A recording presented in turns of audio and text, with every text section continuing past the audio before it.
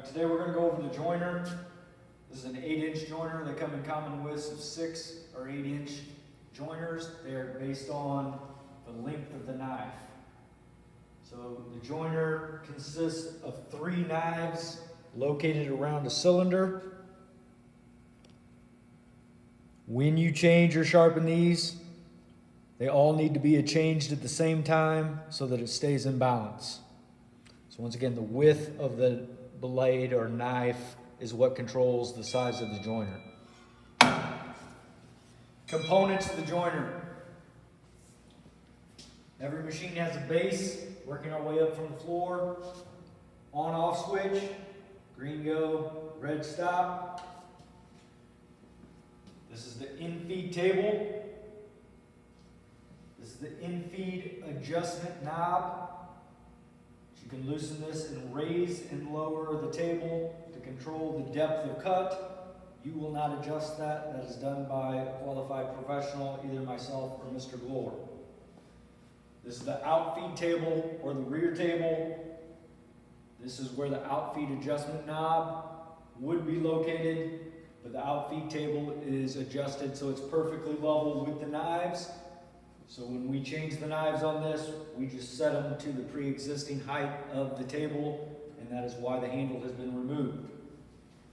This is the cutter guard, which protects or covers up the knives while you are cutting. This is the fence. Back here on the back side, you have 2 handles. These are the dual adjustment handles. This handle here, once loosened, allows you to move the fence back and forth over the cutter head to expose more or less of the knives. This is the angle adjustment knob. You can loosen this and then adjust the fence to different angles where there's an angle or a scale right here to adjust the angle. In adjusting this angle, you can use a sliding T-bevel, which you can set it to a predetermined angle and transfer an angle that you would want. Either set this using a protractor or transferring it from another object, and then you can bring this over and drop this down to an angle. Anytime you've adjusted the fence to an angle, or even better yet, every time you use the joiner, you want to make sure that the fence is at a 90-degree angle to the tables. So it's always a good idea to grab a tri-square, make sure the fence is in its predetermined 90-degree position, and check to see if the fence is at a 90-degree angle to the table. Once again, when we're joining the edge of our board, that is going to be our working edge. So if it is at a 90-degree angle, we will not get as accurate of a cut. That's going to have the most impact when we go into gluing up panels, when we'll learn about that later. So once again, in-feed table or front table. This is the only direction we will feed the wood is from this direction. You'll never feed it from the opposite side.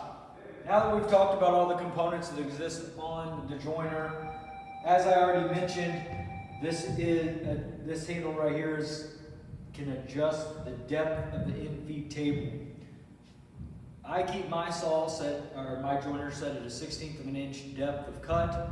That is the depth of cut required for cutting hard woods. So you always want to pay attention to the material you're using and every aspect of it before you start to joint. So you want to make sure there's no nails, staples, or anything in there that could damage the knives on the cutter head. You also want to know what type of material you're using, whether it's a hard or soft wood. If it's a hard wood, the maximum amount you can take off the edge of the board is a 1/16 of an inch. So if you have an edge that's not very straight, you might have to make multiple passes. I usually tell my students you should be able to join a board within 3 passes. If it's not jointed within 3 passes, come and talk to me just to make sure you're not doing something incorrectly. If it's a soft wood, this can be changed to take up to 1/8 of an inch off the edge of the board. Basic safety for the joiner, we want to make sure we're not working on a littered floor. It's clean and free of debris. We have our safety glasses on. Our toes are covered. We do not have anything loose hanging about. The instructor has demonstrated how to use it. You are not standing directly in line with the in-feed table or the out-feed table.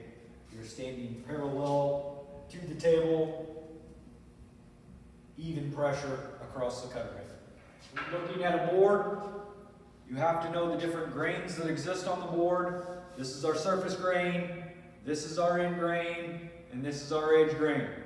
We will only be manipulating or working with the edge grain on the joiner. We want to have a nice smooth surface so that we're getting a nice 90-degree joint on our board. So we need to either have a board that has been purchased S2S, surface both sides, or we have previously planed the material before using the joiner. So we have a board that's previously been planed. The board must have a minimum length of 12 inches. That means it cannot be cut under 12 inches and still join on the joiner. If the board extends above the fence, you do not need to use a push stick.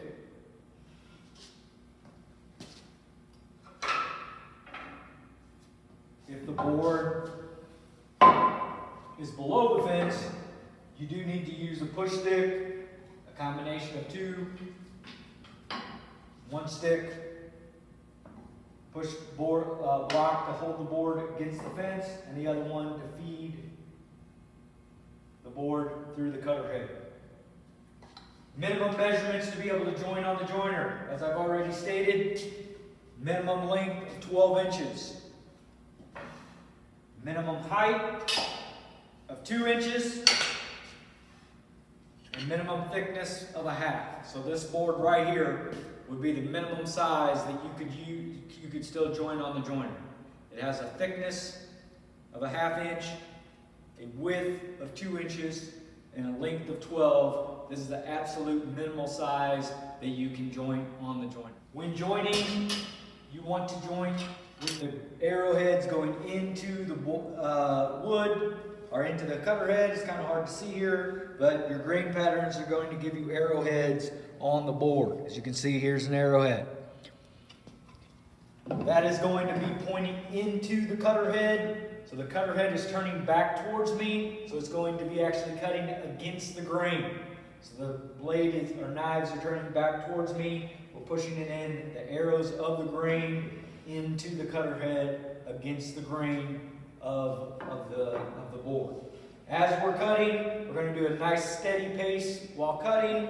We do not want to push down as leading into the cutter head. Once again, the in-feed table controls the cut depth, so the in-feed table is slightly slower than the cutter head. And as we're coming out, the out-feed table is perfectly level with the cutter head, so it's going to slide out nice and easy.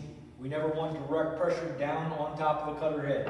So we're going to have a pressure on the back of the board when we're entering in, not diving into the board. And as we're cutting it, we're going to transition our weight to the out-feed table, so we're not pushing down on the back of the board. If you push down on it, you'll either snipe the front of the board or cut a little cove out, or if you're pushing down on the back, it'll also cut a little cove out and snipe the back of the board.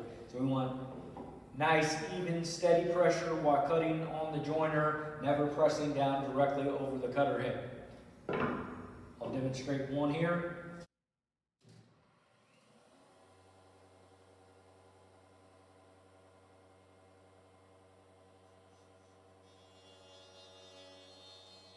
I did not go too quickly while I was doing it. If you proceed too quickly, you'll end up with a ribbed edge on the edge of the board where the knives are not turning fast enough and you're skipping a little bit of the cut as you're going through it.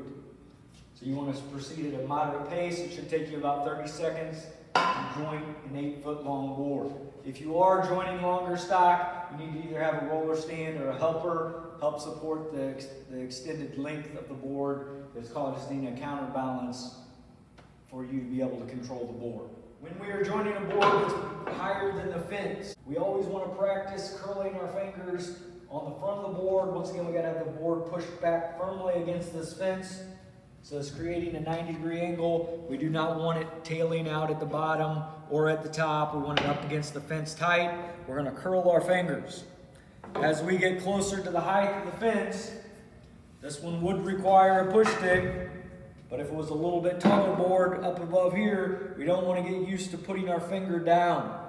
So again, if I was having a board this height, if my finger was this length, and I'm pushing it through, it could get caught on the cutter head. So again, I want to practice curling both fingers while using this nice steady pass over the cutter head.